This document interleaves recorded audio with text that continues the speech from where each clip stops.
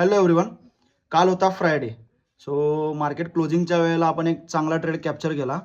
जर तुम्ही बघितला की इथून एक सडन फॉलिंग झालेलं होतं, या लेवलपासून सडन फॉलिंग मिळालं होतं. पण ते फॉलिंग पण का आलं आणि कशामुळे आलं तुम्हाला सांगतो मी.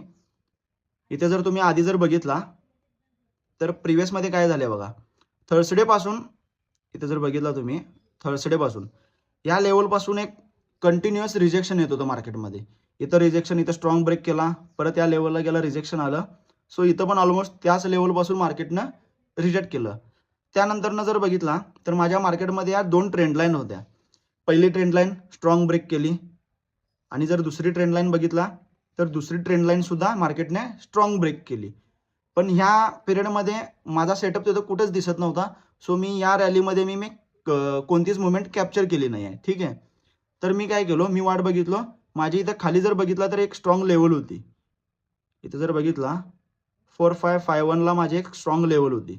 सो मी इथं काय प्लॅन केला की इथं जर मार्केटने क्लोजिंग दिलं आणि एक चांगली ग्रीन कॅन्डल जर बनली आणि माझी लेवल जर स्ट्रॉंग ब्रेक केली तरी मी इथं बाय साईडचा प्लॅन करणार. सो इथं झालं काय, इथं जर बघितला की इथं जर क्लोजिंगला बघितला तर त्याच्यानंतरची ग्रीन कॅन्डल आहे ती स्ट्रॉंग ब्रेक केली नाही, त्याच्यानंतरची कॅन्डल आहे ती ब्रेक केली.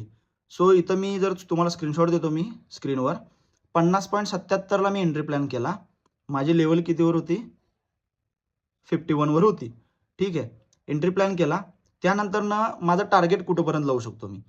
सो मी काय केलो, ही जर रेड कॅन्डल बघितला तर या रेड कॅन्डल नंतरनं मला काय वाटलं की एवढं स्ट्रॉंग फॉलिंग झालेलं आहे, स्ट्रॉंग फॉलिंग नंतरनं सडन एक चांगली बाय साईडला रॅली मिळेल असं नाही आहे. ठीक आहे. तर माझा काय प्लॅन होता, ह्याचा जर हाय बघितला या कॅन्डलचा तर आय थिंक 70वर हाय, याचा हाय पॉईंट आहे. ठीक आहे. मी काय केलं की इथून एक रिव्हर्सल येईल असं मला वाटलं. सो माझा टीपी मी काहीतरी 67-68 पर्यंत मी ही एंट्री क्लोज करायचं ठरवलं. सो माझा स्क्रीनशॉट तुम्हाला देतोच. तिथं जर बघितला माझी एंट्री 50.70 पासून मी एंट्री ती क्लोज केलेली आहे 67.5ला आय थिंक, म्हणजे आय थिंक तेवढंच आहे. 165 पिप्स मी कॅप्चर केले. ठीक आहे. त्यानंतरनं मार्केट रिव्हर्सल सुद्धा दिलं. हे बघा, इथं ही कॅन्डल क्लोज झाली, त्याच्या सेकंड कॅन्डल नंतरनं मार्केटनं इथंपर्यंत रिव्हर्सल दिलं. सो सांगायचं एवढंच आहे की इथून मार्केट येतं ऑलमोस्ट 350 पिपपर्यंत गेलेलं आहे.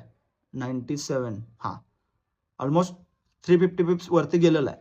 पण असं तुम्ही गृहीत धरा की इथून मार्केट ही जर कॅन्डल रेड, ही जर परत स्ट्रॉंग रेड बनली असती तर आहे सुद्धा ते प्रॉफिट, म्हणजे माझं जे प्रॉफिट चालू होतं ते सुद्धा लॉसमध्ये कन्वर्ट झालं असतं.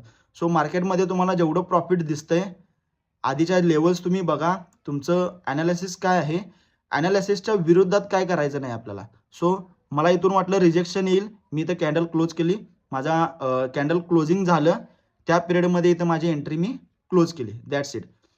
सो मला तुम्हाला तेच सांगायचं होतं यामध्ये की तुमचा जिथं तुम्हाला सेटअप दिसतोय त्या सेटअपवर विश्वास ठेवा आणि आधीमध्ये तुम्हाला अशा रॅली बघायला भेटतील.